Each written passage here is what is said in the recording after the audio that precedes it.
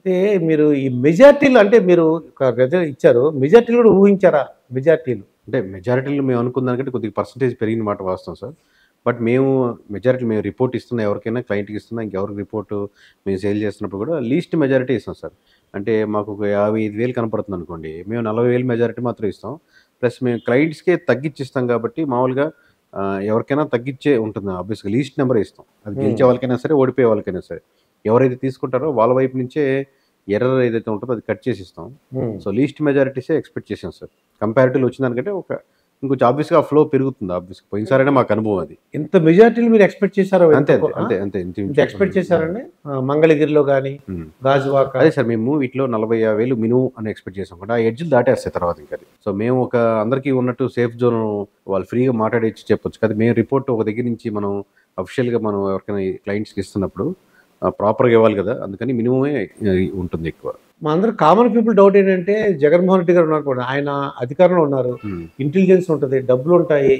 మీలాంటి చదివేవాళ్ళు అందరూ ఉంటారు కదా. అంటే తెలుసుండి అంటే ఆయన మభ్య పెట్టడం అంటారు కదండి. కరెక్ట్ రిజల్ట్ చెప్పకుండా ఓడిపోతామని చెప్పకుండా మభ్య పెట్టారంటారా అన్న? మేబీ అంటే మభ్య పెట్టాలని కాకపోయినా మేబీ ఎక్కడో మిస్టేక్ అయ్యి ఉండొచ్చేమో సార్. నేను యాక్చువల్లీ నాకు అందుతున్న ఇన్ఫర్మేషన్ కూడా చాలామందికి ఎలక్షన్స్ ముందు వరకు కూడా చాలామంది తెలుసుంటుందేమో మేబీ అనుకుంటున్నాను. బట్ తర్వాత నేను చాలామందితో మాట్లాడుతున్నప్పుడు ఏంటంటే వాళ్ళకి మోస్ట్లీ చాలా వరకు ఎడ్జ్ వరకు తెలియదు, లాస్ట్ మినిట్ వరకు తెలియదు అని అనిపిస్తుంది. మరి ఎందువల్ల తెలుసుకోలేకపోయారని సెవరల్ రీజన్స్ సార్. అంటే ఒక సెక్షన్ ఆఫ్ గ్రూప్లో ఉండడం వల్ల, అదే మీరు వింటూ ఉండడం వల్ల పాజిటివ్గానే నెగిటివ్స్ తెలియకపోవడం, లేదా మీరు నమ్ముకున్నటువంటి ఏదైనా సర్వే సంస్థ ఒక లైన్ తప్పితే అది కంప్లీట్గా ఎక్కడికో వెళ్ళి తేలడం వల్ల. ఎందుకంటే ఇంత ఉన్నప్పుడు 1 or 2% వేరియన్స్ ఉండొచ్చు, ఒక 10 seats వేరియన్స్ ఉండొచ్చు, కానీ ఈస్ట్ వెస్ట్ వెస్ట్ ఈస్ట్ అవ్వదు సార్ మామూలుగా.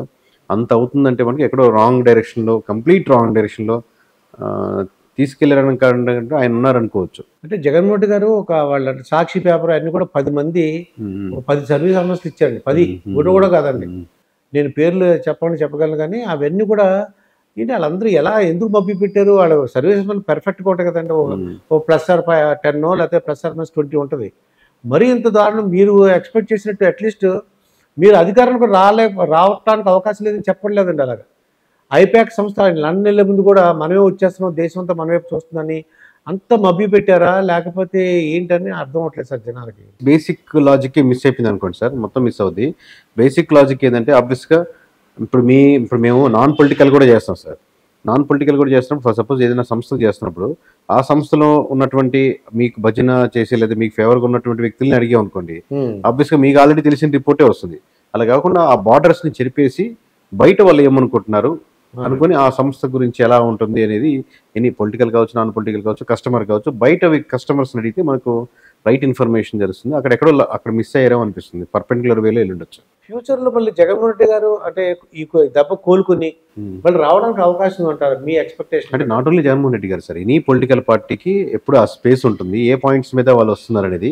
బట్ ఆల్రెడీ ఇంత జర్నీ ఉండి, ఇంత వేవ్ అడ్వాంటేజ్ ఆబ్వియస్గా ఉండి, మీకు 40% ఆఫ్ ఓట్ ప్యాకింగ్ చూడాలి sir. Me number of seats అనేది మనకున్న ఎలక్షన్ ఇంజనీరింగ్లో ఒక్కొక్క నియోజకవర్గంలో 50% దాటితే వాళ్ళకి వస్తుంది కాబట్టి అలా చూడకూడదు. బట్ టోటల్ ఏపీలో దాదాపుగా 1,30,00,000 మంది ఆయన వైపు నిలబడ్డారు. స్టిల్ అంత 3 పార్టీలు అటుపక్క నిలబడ్డా కానీ 40% మంది నిలబడ్డారు. అరౌండ్ 40%. 40% అంటే ఎన్ని ఓట్లు? మొత్తం ఓట్లు 10 ఓట్లు మొత్తం 1,33,00,000 దాకా పడి ఉన్నారు. 1,33,00,000.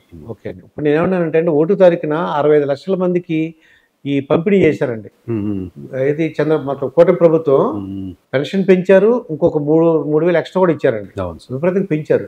మీరు మీ లెక్క ప్రకారం 1,30,00,000 దానిలోంచి 65 లక్షలు నేనేమనుకుంటున్నానంటే 65 లక్షలకు సంబంధించిన రిలేటివ్సో ఫ్రెండ్సో ఎవరో వాళ్ళు అమ్మో మా వాళ్ళు బాగా చూసారని చెప్పేసి ఇంకో 5 lakhs 70 lakhs ఇంకా తగ్గిపోయామో అనుకుంటున్నానండి. ఇవాళ నిన్నటితో బ్రహ్మాండంగా ఇచ్చారండి. అంటే అలా ఉండదు సార్. ఇప్పుడు నవరత్నాలైనా లేకపోతే సూపర్ 6 అయినా లేకపోతే పసుపు కుంకుమ ప్రోగ్రామ్ అయినా వాటికి ఓట్లు కొంచెం పర్సంటేజ్ వాటం ఉన్న వాస్తవమే, కానీ తీసుకున్న పెన్షన్లంతా అంటే అట్లా అనుకుంటే మీరు ప్రతి పొలిటికల్ పార్టీ ప్రతి గవర్నమెంట్లో పెన్షన్ ఇస్తే ఆ పార్టీకి ఓటేయాలి, లేదా నవరత్నాలు తీసుకున్నంతా ఆ పార్టీకి వేయాలి, సూపర్ 6 తీసుకున్నంతా ఆ పార్టీకి ఓటేయాలి. అలా ఉండదని గడిచిన 10 years ఆఫ్ మనకు నెంబర్స్ చెప్తున్నాయి.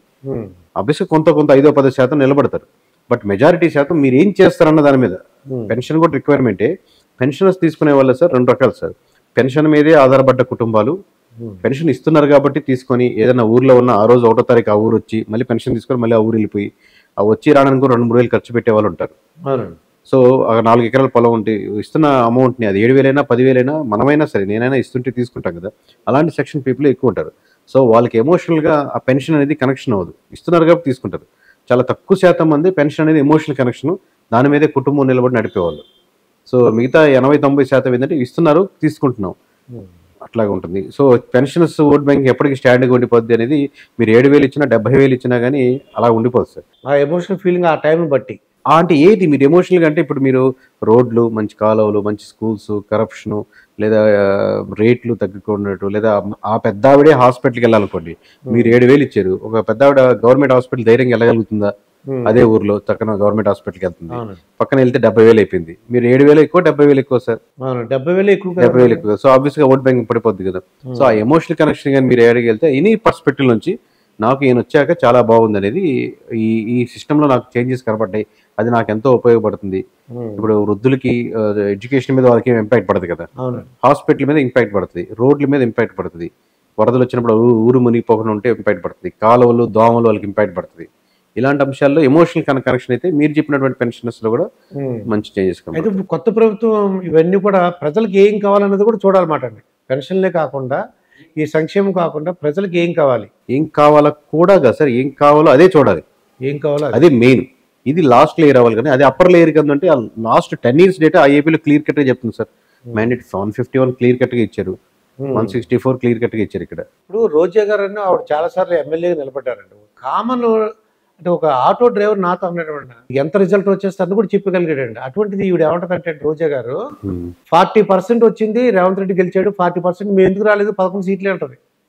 ఏంటి అట్లా ఆవిడకి ఎమ్మెల్యేగా 2-3 సార్లు పోటీ చేశారు. అటువంటి పొలిటీషియన్ కూడా అలా అంటున్నారంటే అంటే ఆటో డ్రైవర్ కూడా చెప్పగలిగారు అని అంటే సార్, అలాంటి ఆటో డ్రైవర్లు కూడా వైఎస్ఆర్సీపీ వచ్చేస్తారు అనుకునే వాళ్ళు కూడా ఉంటారు కదా సార్. రెండు వైపులా ఉంటారు. మీరు కలిసిన వ్యక్తి మీకు ఆ టైంలో సిచ్యువేషన్ దగ్గరగా చెప్పగలిగారు, మీకు అతను గుర్తుండిపోయారు, రిజిస్టర్ అయ్యారు. బట్ ఇంకొక పక్కనే ఆటో అతను కూడా వైఎస్ఆర్సీపీ వచ్చేస్తా అనుకోవచ్చు. సో వాళ్ళు ఏ డేటా బేస్ల మీద అనుకున్నారు, ఏ ఎమోషన్ మీద అనుకున్నారా, జస్ట్ రఫ్గా ఉరామరికి లెక్క వేసుకొని పోయినసారి ఇన్ని వచ్చాయి కదా, ఈ కులాలు కలిసి ఎన్ని వస్తాయి కదా అనుకున్నారా, అది వేరే విషయం. బట్ రోజా గారు కూడా ఆబ్వియస్లీ ఎవరైనా కానీ సార్ మాకున్న ఒక ఎక్సెప్షనల్ కేసు ఇస్తుందంటే మేము మామూలుగా ఎమోషనల్ బేస్ల మీద మామూలుగా మాకు రావాలని కోరిక కానీ లేకపోతే వాళ్ళు ఓడిపోవాలని కోరిక లేకుండా ఒక్కొక్క వర్గాల్ని లేకపోతే డేటా సైన్స్ని అప్లై చేస్తూ, స్లీపర్ సెల్స్ ఇన్ఫర్మేషన్ అప్లై చేస్తూ, మేము సర్వే శాంపుల్స్ అప్లై చేస్తూ, మాకున్న ప్రీవియస్ డేటా ఎక్స్పీరియన్స్ని జోడించి ఒక్కొక్క నియోజకవర్గాన్ని జోడించి మొత్తం 175 వేయడం జరుగుతుంది. రఫ్గా అనుకోవడానికి ఎవరైనా అనుకోవచ్చు సార్, అది ఎమ్మెల్యే గారు అనుకోవచ్చు, మామూలుగా ఆటో డ్రైవర్ అనుకోవచ్చు. అంటే ఇప్పుడు రోజా గారి విషయం ఏంటంటే ఆవిడ పాలిటిక్స్లో ఉన్నారు, ఎమ్మెల్యేగా పోటీ చేసి 40%కి 11 సీట్లు అలా రిలేషన్ పెట్టకూడదు కదా. 40% వస్తే రావచ్చు, సీట్లు మెజార్టీ పడిపోయింది కదండి అక్కడ. ఆ మాత్రం కామన్ సెన్స్ లేకుండా ఎలా మాట్లాడిందని. అంటే ఒక బలమైన వ్యక్తి ఒక్క నియోజకవర్గం పోటీ చేశారు అనుకోండి సార్, మొత్తం మీద చూస్తే దానికి 1% ఓటు బ్యాంకింగ్ కూడా రాదు, బట్ ఆ నియోజకవర్గం గెలుచుకోవచ్చు. ఇండిపెండెంట్ ఒకరు గెలిచారు అనుకోండి ఒక పార్టీ తరఫున. So that doesn't mean that overall గా వచ్చిన పర్సెంటేజ్ ఎంత ఒక సీట్ అయ్యలేదు. కొద్దిగా అమాయకత్వంగా మాట్లాడడం నాకు అనిపించిందండి. అంటే వాళ్ళు తెలిసి ఉంటుంది సార్, బాడీ ఆబ్వియస్ గా ఓడిపోయి స్టాండ్ తీసుకోవాలి కదా సార్ గట్టిగా, ఏదో చెప్పాలని చెప్పేది అంతే అయ్యిండొచ్చు. మరి ఇప్పుడు మీకు మంచి అంటే కూటమికి ఏదైతే వచ్చిందో ఆల్మోస్ట్ అదే చెప్పేశారండి మీరు, మెజార్టీలు కూడా చెప్పారు. వీళ్ళు అంటే ప్రముఖులు ఎవరైనా అంటే కూటమి వాళ్ళు మిమ్మల్ని అభినందించడం కానీ ఫోన్ చేయడం కానీ కుటుంబాలే కదా సార్. ఇప్పుడు వైఎస్ఆర్సీపీ వాళ్ళైనా నీకు మోస్ట్ ఆఫ్ ది ఎమ్మెల్యేస్ లో కనీసం 4 ఒకరైనా నాకు కొంచెం మంచి పరిచయాలు ఉన్నాయి, అలాగే టీడీపీ అయినా కానీ జనసేన కానీ. సో అభినందించినది మామూలుగా పబ్లిక్గా ఏమన్నా కానీ మీరు వెళ్ళిన విధానానికి చెప్పిన విధానానికి నెంబర్ ఉంది.